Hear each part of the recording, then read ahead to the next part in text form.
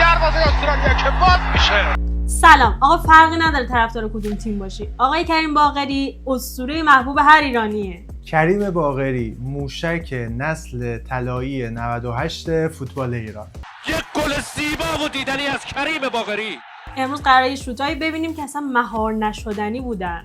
پس فرقی نداره طرفدار کدوم تیم و رنگ باشی. اگر عاشق فوتبال باشی حتما از شاهکارهای آقا کریم باقری لذت ببر.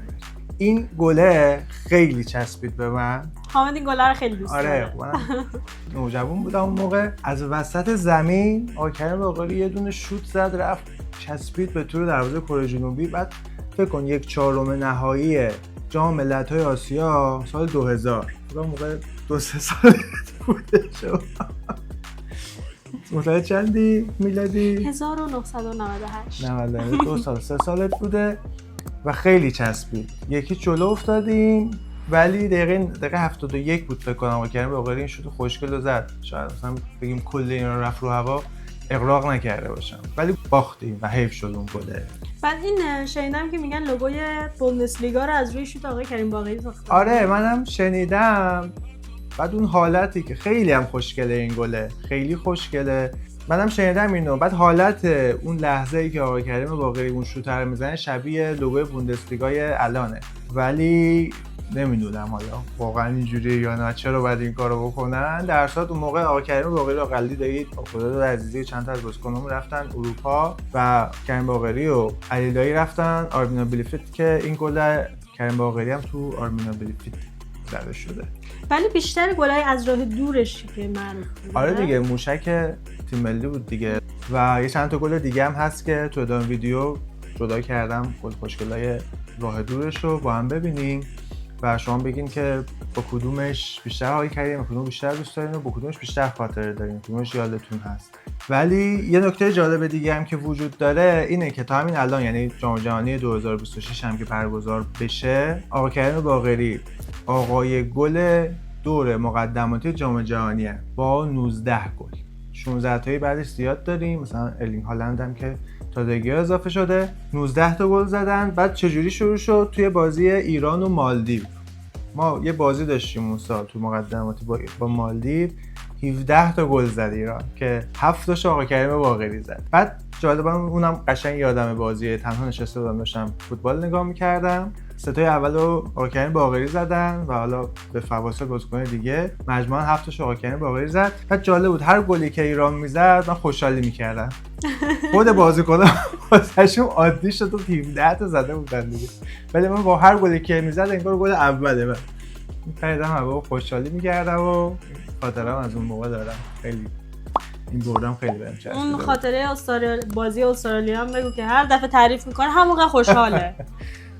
من مدرسه بودم، حالا اونو جدا تعریف میکنم توی ویدیوی جدا که کلا بپردازیم به بازی با استرالیا که چقدر خاطره انگیز و هیجان انگیز بود. و نکته بازی با استرالیا هم اینه که گل اول ایران رو آقا کریم باقری زد. ایران تو دور برگشت 2-0 عقب افتاده بود، خرداد عزیزی افتاد زمین، تو همون حالت یک کات بک داد برای علی آقای دایی. کریم باقری جلو بود، یعنی پشت سرش رو ندید که علی دایی داره میاد، یه تکل مانند زد و توپو زد تو دروازه و گل اول ایران به ثمر رسید که بعدش خرداد عزیزی اومد گل دومو زد. انقدر گل خرداد عزیزی هیجان انگیز بود برام و مهم بود، خیلی شاید همه نسل‌ها گل رو دیدن. اما گل کریم باقری یکم شاید اینجا مظلوم واقع شد. دایی باز هم به سمت دروازه استرالیا، یک لحظه دیگه یه فرصت برای تیم ایران. اونجا هست تو دروازه، ها توی دروازه کریم باقری است و دروازه استرالیا که باز میشه. بله گل برای ایران. شاید خیلی هم ندونن اصلا گل اول ایران کی زده، انقدر همش گفتن گل دوم خود در غزال سیسکانو گل یادمون رفته بود که کریم باقری زد و گل دوم خودروزی رفتیم بالا. من که مثل مجسمه اینجا نشستم و ایشون فقط دارن نه بودی. خب ما می‌خوایم الان گلا رو که جدا کردم رو ببینیم، بگو که کدوم بهتره. همین؟ آره خیلی خوبه که گل اول به عربستانه. البته این گلی که به عربستان زد خیلی از راه دور نبود اما گل خوشگلی بود دیگه، گذاشت توی دروازه عربستان و گل قشنگی بود. دروازه گل برای ایران.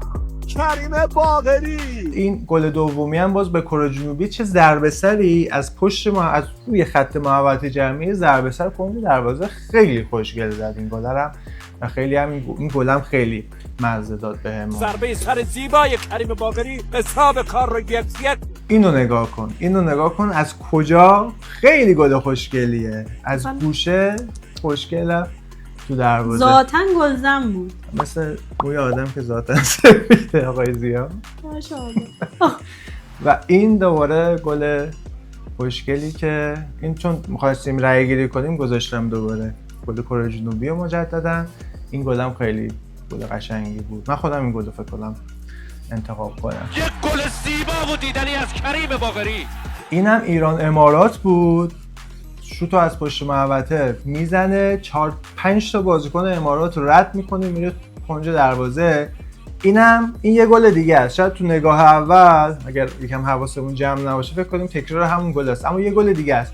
بازم به امارات بازم همون شکلی گل رو زدن. این گلم خیلی خوشگل بود. این آخری هم گلیه که به چین زد. یه خطایی شد آکریم کاش توپو اصلا فرصت نداد فکر کنن و توپ رو گل کرد و این گله خوشگلی بود که اصلا حس می‌کنم انیمیشن سوباسا هم از رو همین آقای کریم باقری ساختن. آقا من خودم تو کامنت ها میگم که کدوم گل قشنگتر بود، شما هم بنویسید که کدوم گل براتون جذاب‌تر بود، اصلا با کدومش خاطره دارید. به نظر من که خیلی هستن که با این گلا خاطره دارن، من که نبودم.